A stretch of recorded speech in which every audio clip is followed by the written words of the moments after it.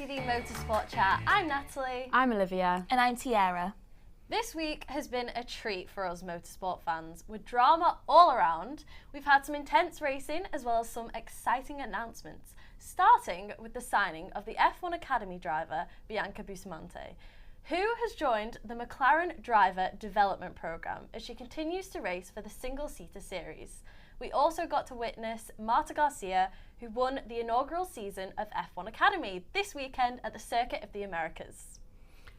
As this was the first time F1 Academy was held at the same time and the circuit as Formula One, Sir Lewis Hamilton visited the F1 Academy paddock to wish the drivers good luck and to congratulate them on their success so far. For those who aren't familiar with F1 Academy, it's an all-female single-seater racing series. They use F1 Academy cars using F4 spec cars. There are 5 teams with 3 drivers for each team. The weekend has 2 free practice sessions followed by 2 15-minute qualifying sessions. The first session sets the grid for race 1 and 2, and then the second session sets the grid for race 3. The races are around 30 minutes long. From 2024, 10 of the drivers from the F1 Academy grid will be nominated by F1 teams, and each team will have their livery on one car, with details on the drivers and liveries to be confirmed by the F1 teams at a later time. The all-female single-seater series has a bright future ahead of itself, as it will also be joining F1 on the race calendar. As well as this, the great weekend for F1 Academy, we also saw the chaos for the Circuit of the Americas for Formula One. Darcy has more on this. Yes, the Circuit of the Americas never fails to disappoint, and this year's US Grand Prix lived up to that. Max Verstappen won for the 3rd time in a row at the track, making this his 50th career win, and Lando Norris also took a 12th career podium. We're still very happy with the progress we made from where we were in the beginning of the season. I think even for the team, they're very happy, but still something inside you're like, oh, we've missed out. But I think still when you got to remind yourself of where we were, the progress we've made in such a short amount of time. Following the race, Lewis Hamilton and Charles Leclerc were disqualified after FIA checks found that the planks underneath their cars had exceeded the 1mm wear level set out in the regulations. The planks are used to ensure the car doesn't run too close to the ground, yet with only one practice session this weekend and being unable to check the cars in Parc Fermé, Mercedes and Ferrari fell afoul of this rule. The FIA checked only 4 cars for physical flaw and plank wear, which raises the question that if 50% of the cars checked were illegal, are there any other cars getting away with this? Despite this, the FIA logistically cannot inspect every aspect of every car during a race weekend, hence the threat of random checks. What are your thoughts on this? Because I know for me, I think they should be checking every car, or at least, more cars than just the 4 cars. Well, yeah, because if 2 out of all the 20 cars have been checked and they are the ones with illegal planks at the bottom of the floors, then the chances are majority of the grid could have a similar occurrence, especially at a track with the gradient so high, a lot of oscillations with porpoising and things. I think we could have seen a lot more cars with illegal. Definitely. 100%. And I understand the point about not being able to inspect every single aspect of every car during every race weekend, but for example, in certain situations, if you're randomly inspecting 2 cars and they've both come out to have loads and loads of wear, maybe they should follow up on that and then go on to inspect more cars. Do you think this is something that F1 should implement within the future? I think they should definitely discuss it. 100%. Definitely. No, I agree on that. I think it's a massive point, really, because it's a podium position that's been taken away. And it makes a huge difference to the rest of the grid. So it's not just something that we can just brush over, really. You can't brush it under the rug. Well, 2 of them, that's their fault. The rest of the grid can get away with it. Yes, exactly. I think it should have been a situation where they thought, both cars that we've taken a look at have got a lot of wear, they've been disqualified, and they went really, really high in the pecking order as well. They should have thought, maybe we should take a look at more cars for sure. Definitely. Yeah, absolutely, because it makes you think as well, if Hamilton's car was, got disqualified for it, was George Russell's car the same, was Carlos Sainz's car the same? We just don't know, really. But Hamilton and Leclerc's disqualification wasn't all bad news, as Logan Sargent was actually promoted to P10, meaning he scored his first F1 World Championship point at his home race. Lando Norris also made up 1 place to P2, with Carlos Sainz taking the final podium position. This week, we have had the driver announcements for the F3 Macau Grand Prix. The FIA Formula 3 and GT World Cups will headline the 70th anniversary running of the Macau Grand Prix, meeting on the weekend of the 18th and the 19th of November. This is following 3 years during the travel restrictions into China resulting from the COVID pandemic, when it precluded an international presence.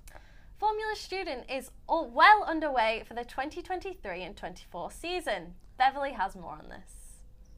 Formula Student is an educational motorsport competition designed to help encourage young engineers and entrepreneurs get into the engineering industry. This will help them develop their skills and build their knowledge in a high-paced contest. Now, teams taking part must create a prototype for a single-seat race car. Now, this can be for autocross or sprint racing. Now, these will be presented to a hypothetical manufacturing firm, and these events will be tested through static events and dynamic events. The competition is split up into 3 main categories: statics, safety and scrutineering, and dynamics. The team will be able to win points at each stage, and the team with the highest number of points will win the competition. Right, so let's get into some dynamics. Here's a little bit about what you need to know for the races. So a skid pad is a complete figure of 8. Race cars will need to do a complete figure of 8 during the competition. A sprint, they'll need to take place in a 1 kilometer sprint race. Acceleration, the speed of acceleration over 75 meters. So that is how fast the car needs to speed up. And the endurance, so 22 kilometer endurance race. Fuel economy is a standard, checking the efficiency of the car and fuel consumption. This year, Salford Racing will be taking part in Formula Student, and here at the Motorsport Chat, we will be following this process. Back to you, Natalie, in the studio. Yeah, so that's a bit of info on Formula Student. This week, Formula E pre-season testing was cut short in Valencia due to a fire starting in the pit lane. Nothing has been confirmed as of yet, but it is to be believed that the fire was caused by one of the Gen 3 car's batteries igniting. This weekend we have the Mexican Grand Prix, so back to Darcy with a race preview. Yes, Mexico is a very exciting race, and as we head towards the end of the season, we have some incredible races to round out the year, and obviously next up is the Mexican Grand Prix. The Autodromo Jimenez Rodriguez lies in the heart of Mexico City, with the race running over 71 laps at a distance of 4.304 kilometres per lap. The track runs through the iconic Foro Sol Stadium, creating an atmosphere like no other. And being Sergio Perez's home race, the Mexican Grand Prix is perhaps one of the most exciting on the calendar. Verstappen has won here for the previous 2 years, so let's see if he can make it another hat-trick this weekend. So, obviously this week has been quite a hectic week. We've had some great memes, being this one of them that popped the up favourite just a of the second week. ago. It honestly was so funny because if you watched the race, you would have seen that towards the end of the race, Hamilton was catching up Verstappen towards the end. And he was picking up, the time was going down, and it was like a cat and mouse chase, essentially. It was, yeah. So obviously we saw this and thought that could be the meme of the week, because it is. It's great. You know, it is great. so great. But in terms of the race, I think it pretty much sums up this season. A bit odd, really. It was. A bit odd, a bit messy, but it was just chaotic, wasn't it, really? I think the whole penalty situation, as Darcy covered, needs to be revised and really delved into. That needs to be sorted out. We saw Ricardo come back, which was fabulous. With the beard. With the beard. Oh no. Awful beard. Awful beard. Awful sideburns. In terms of the race itself, just a quick overview. I think it was great to see Lando perform so well, because we've seen that Piastri this season has almost outshone Lando. Definitely. So I think this weekend it was nice to see him perform better in a way. I think he needed to do that to show what he can do for the team. He obviously took the lead and was leading throughout the race, and unfortunately just couldn't keep the lead. He tried the undercut. They tried the undercut at the end, McLaren. But obviously Verstappen pitted straight away after. I thought it was going to work for them. I really did. I had high hopes for McLaren. So the penalties meant that Sainz ended up with P3. This is the third time he has got a podium due to another driver getting a penalty. It's How bizarre is that? It's so really strange. weird, really weird. The weirdest thing ever. But in terms of the circuit itself and how the race was, what is your take as a fan watching the race this weekend? Well, I don't particularly like COTA. Yes. Because I don't think it's a difficult enough drive. I think I think in an interview, Max had said that it's not an F1 level track. I did not see which that. I agree. I don't think it's like exciting enough. Okay. What would you say think it's quite is boring. the most difficult track? Obviously, I know Qatar was hard, but I don't know if that was more the heat that was. I actually don't. Part. Well, it's hard for us to say as we're not the drivers. I don't know, you know. Presumably, like, it would be Monaco. I would say. I would say a concentration, street track. the actual race itself. Yeah. The corners and things, but this was an anti-clockwise circuit, one of the two on the grid this year. Obviously, Imola was taken off this year, which hopefully we'll get to go to next year because it's a great track. The other track is Interlagos, which we'll see after Mexico. But in terms of the race itself, I thought it was exciting. Considering the sprint was so dull, if anybody watched that, it was not worth watching. It wasn't good. There was no action, was it? It wasn't. It wasn't. Eventful, It was so uneventful. I think it was, as a fan, I quite enjoyed it, but just because it wasn't one of those boring races where you could, well, I think for a lot of the races you can sort of predict that Max is probably going to come out on top. But I think for this race it was nice to see a proper challenge, a proper battle. And it was, I think that sort of battle between, well, it wasn't really a battle at the end, but that last lap when Lewis was really closing the gap, it just reminded, for me, it just reminded me of why I watch F1, because it's just... Do you think that's due to the lack of practice they've had at the circuit, because there was only one practice session because of a sprint weekend? It could be. Yeah. It could be, yeah. It is very likely to be. Because of obviously they've had less practice. Not as familiar within with it, the car on that track. Yeah. Which obviously would mean they're less likely to perform well. We saw Sargent got in the points. Possibly not so much on merit. Yeah. But it's difficult. Hendrick still managed to get the he points. did. Yeah. Well Which is done, all that Logan matters. Sargent. For him, I think it was one of the better weekends for him in terms of performance. Definitely. I think in the car was a little bit more tuned in for him specifically, which is great because it's his home circuit. So that's what you want to see, really. Which I think out of all the races you want to see him do well, it would be this one. Yeah, so no, definitely. That was really good to see. And Stroll had a good race as well. He did climbed well too. went from 19th to 7th, I think it was. So that's a really, really good race for him as well. That Aston Martin, we've seen all the teams now have commented on their performance throughout the season and how it's just completely dropped. Starting the season with podiums and potential wins, dropping to the bottom of the grid. P7 is now seen as a good performance. Yeah. What are your thoughts on this now? Because obviously the team have gone so far down the grid now, and they've had so many updates, but every update just seems to make the car slower. Yeah. It just seems like what they're trying isn't working, essentially.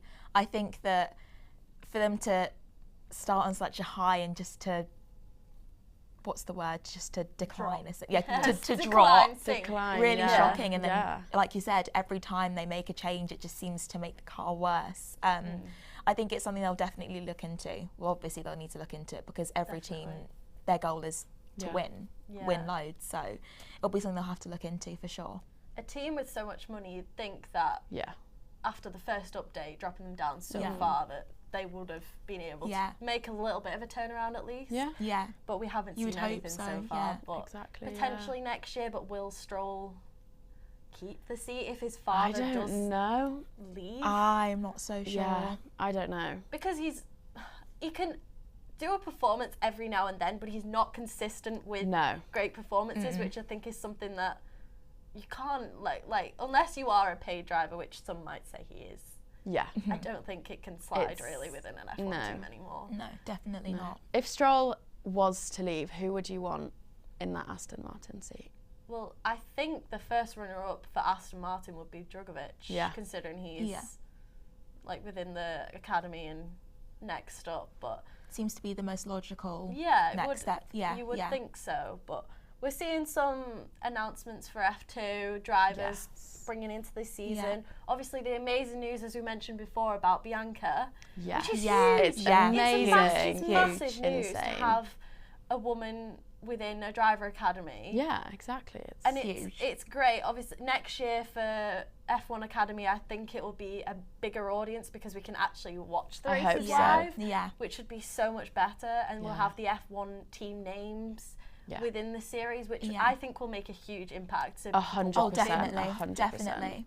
And definitely give the women, a bigger audience. Definitely. It'll be so nice. Get more sponsors. Yeah. Because if it's available to watch, people will watch it. Yeah. If it's made available, if it's easy to find, people are going to watch. So. As we saw, so before F1 Academy, if those aren't familiar, there was W Series. Unfortunately, that went into administration, which is why they've had the rebrand, and we've now got F1 Academy. But W Series was broadcast live on Channel 4 and Sky Sports. Yes. From what I'm aware.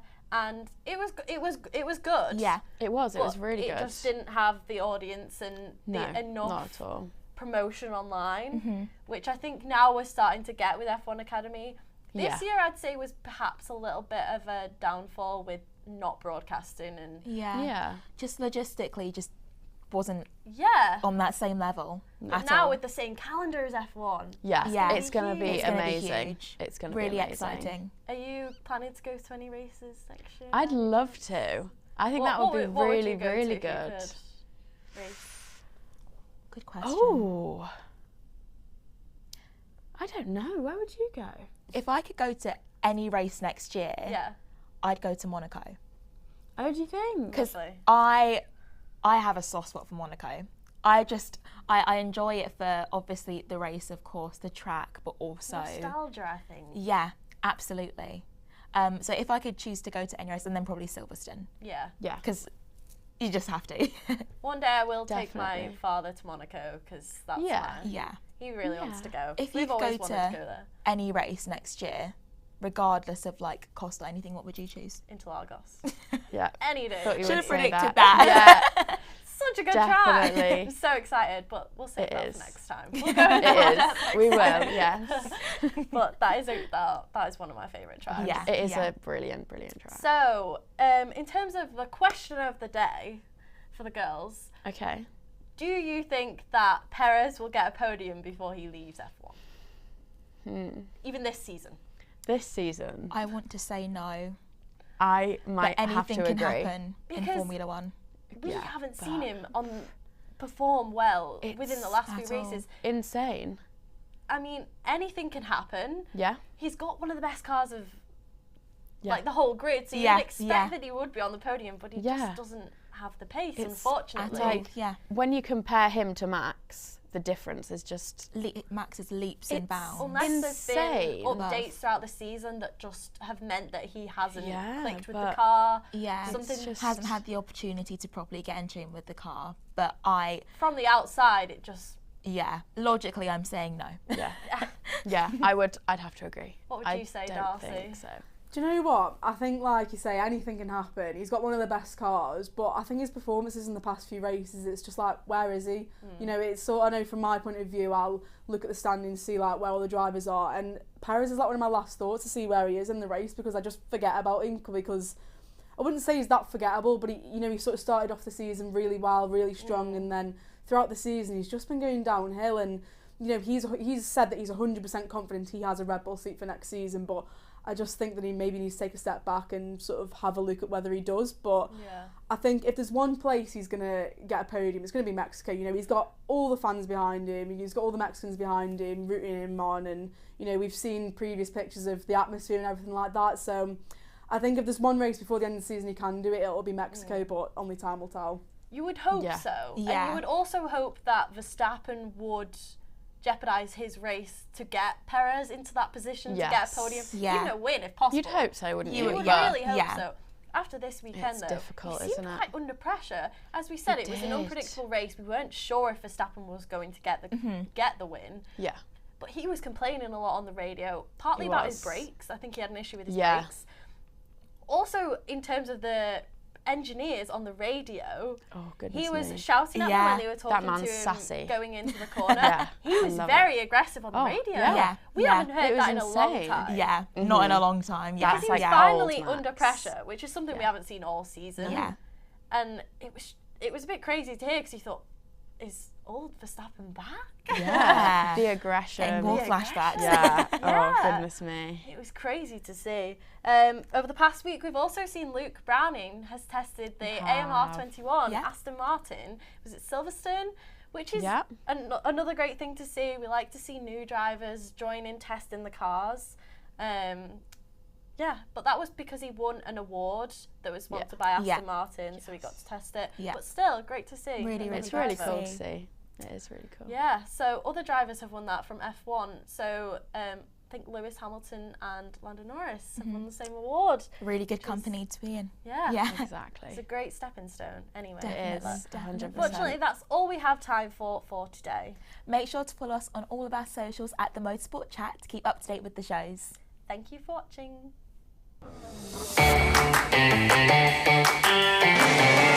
Thank you.